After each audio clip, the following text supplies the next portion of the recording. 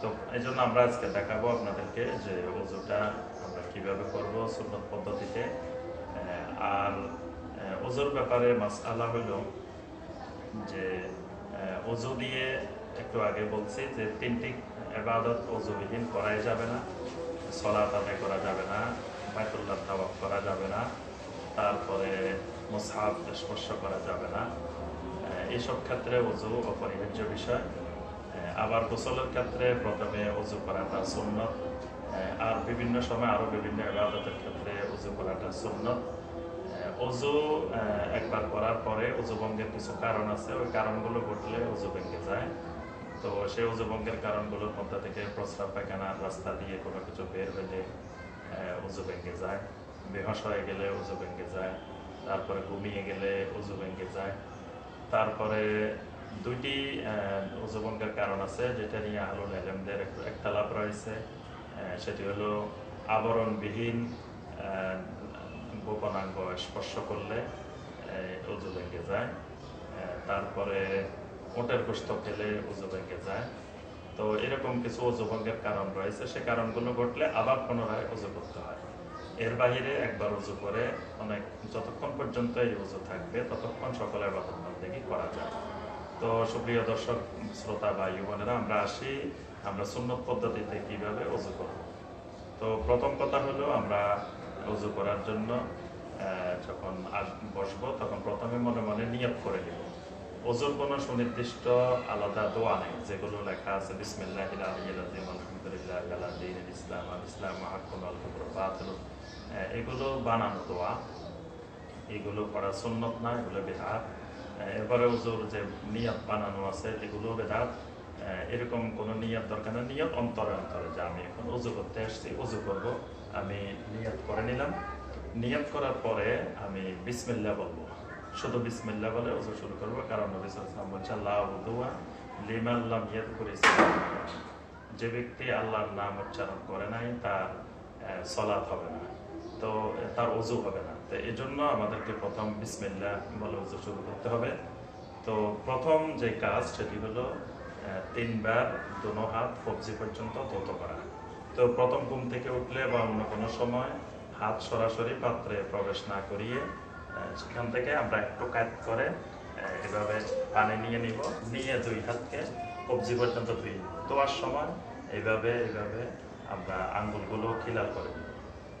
প্রথম কাজ তিনবার এইভাবে দুই হাত কবজি পর্যন্ত ভালো করে আঙ্গুলগুলো খিলাল করে এই দিক থেকে খিলাল করে তিনবার করে আমরা ধুয়ে নিলাম। এরপরের যে কাজ সেটি হলো এবার আমরা পাত্রে হাত প্রবেশ করতে পারবো, যেহেতু হাত ধুয়ে ফেলছি। তো তিনবার কুলি করা এবং তিনবার নাকে পানি দেওয়া। এখানে আহলুল ইলমদের একটু ইখতিলাফ রয়েছে। কারো কারো মতে যে কুলি এবং নাকে পানি উভয়টা একসাথে পানি নিয়ে দেওয়া যাবে, এবং এটাই সহিহ আল বুখারী সহিহ মুসলিমের হাদিসে আসছে। আবার কোনো কোনো আহলুল ইলমের মতে, যেটা তিরমিজি তারপরে আবু দাউদ সকল হাদিসের গ্রন্থে এসেছে, এটাও সহিহ হাদিসে এসেছে, আলাদা করে তিনবার কুলি এবং তিনবার নাকে পানি দেওয়া। তো আমরা পানি নিয়ে কুলি করব তিনবার। রোজা সিয়াম পালন অবস্থা হলে বেশি গড়গড়া করা যাবে না, সিয়াম না হলে ভালোভাবে আমরা গড়গড়া করে নিব। তিনবার নাকে ডান হাত দিয়ে পানি নিয়ে, সিয়াম না হলে আমরা টেনে ভিতরের দিকে নিব, আর সিয়াম হলে বেশি ভিতরের দিকে টানবো না, নর্মাল দিয়ে পরিষ্কার করে নিব, বা হাত দিয়ে পরিষ্কার করে নিব। আর যারা বলছেন একসাথে, তারা এইভাবে পানি নিয়ে একটু দুইটাই একসাথে, অর্থাৎ কুলি এবং নাকে পানি দুইটাই এভাবে তিনবার। এই দুটি কাজ শেষ। এর পরবর্তী কাজ হলো সমস্ত মুখমণ্ডল তিনবার ধোয়া। তো আমরা এরপরে পানি দিয়ে সমস্ত মুখ তিনবার, একেবারে চুলের গোড়া থেকে শুরু করে কানের লতি নিচ থেকে শুরু করে পুরো মুখমণ্ডল এইভাবে তিনবার ভালো করে ধুয়ে নেওয়া। তিনবার দেওয়ার পরে আরেকবার নিচের থেকে পানি নিক্ষেপ করে দাড়ির মধ্যে দাড়িগুলো খিলাল করে নেওয়া। এভাবে পানি দিয়ে এভাবে দাড়িগুলোকে ভালো করে খিলাল করে নেওয়া। এর পরবর্তী কাজ 2 হাত কোণের পর্যন্ত 3 বার ধৌত করা। এভাবে প্রথমে ডান হাত, তারপরে বাম হাত,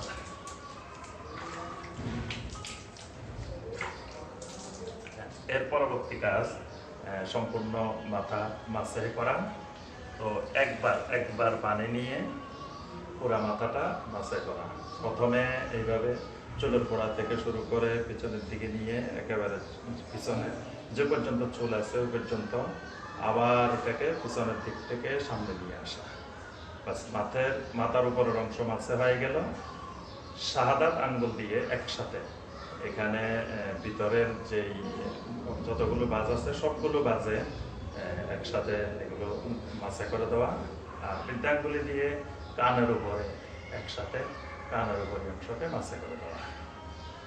এখানে কোনো আলুল আলম বলছেন যে কান মাসে করার জন্য আলাদা পানি নেওয়া, তবে অধিকাংশ আলুল আলমদের মত কান মাসে করার জন্য আলাদা পানি নেওয়া দরকার নেই।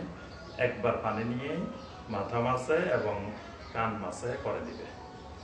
এর পরবর্তী কাজ আমাদের পা ধৌত করা।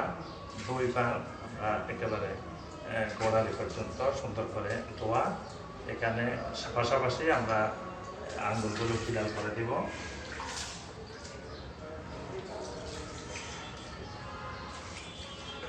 এরই মাধ্যমে আমাদের ওযু শেষ। তো এরপরে আরেকটি সুন্নাহ আছে, সেটি হলো যে বাম হাতে একটু পানি নিয়ে, বাম হাতে সামান্য পানি, বেশি না পানি নিয়ে যে লজ্জাস্থান বরাবর একটু ছিটা দেওয়া। এটা জিবরিল আলাইহিস সালাম নবী সাল্লাল্লাহু আলাইহি ওয়াসাল্লাম শিখিয়েছেন। বিশেষ করে কেউ ওযুর আগে যদি প্রস্রাব করে ওযু করতে আসেন তাহলে এই কাজটা করবেন, এটা সুন্নাহ। এর দ্বারা যে প্রস্রাবের কিছু অংশ লেগেছে বা কিছু হয়েছে এই সন্দেহগুলো পরিপূর্ণরূপে দূরীভূত হয়ে যায়। এরপরে কয়েকটা দোয়া আছে ওযুর পরে, এই দোয়াগুলো পড়া সুন্নাহ। আশহাদু আল্লা ইলাহা ইল্লাল্লাহু ওয়াহদাহু লা শারীকা লাহু ওয়া আশহাদু আন্না মুহাম্মাদান আবদুহু ওয়া রাসূলুহু আল্লাহুম্মা জাআলনি মিনাত তাওয়াবিন ওয়া জাআলনি মিনাল মুতাতাহহিরিন সুবহানাকা আল্লাহুম্মা ওয়া বিহামদিকা আশহাদু আল্লা ইলাহা ইল্লা আনতা আস্তাগফিরুকা ওয়া আতুবু ইলাইক। এই 3টে দোয়ার ফজিলতে হাদিসে বর্ণিত আছে। তো আশহাদু আল্লা ইলাহা ইল্লাল্লাহু ওয়াহদাহু লা শারীকা লাহু ওয়া আশহাদু আন্না মুহাম্মাদান আবদুহু ওয়া রাসূলুহু, এটি পড়লে আল্লাহ রাসূল সাল্লাল্লাহু আলাইহি ওয়াসাল্লাম বলেন যে জান্নাতের সবগুলো দরজা তার জন্য খুলে যায়। সুবহানাল্লাহ।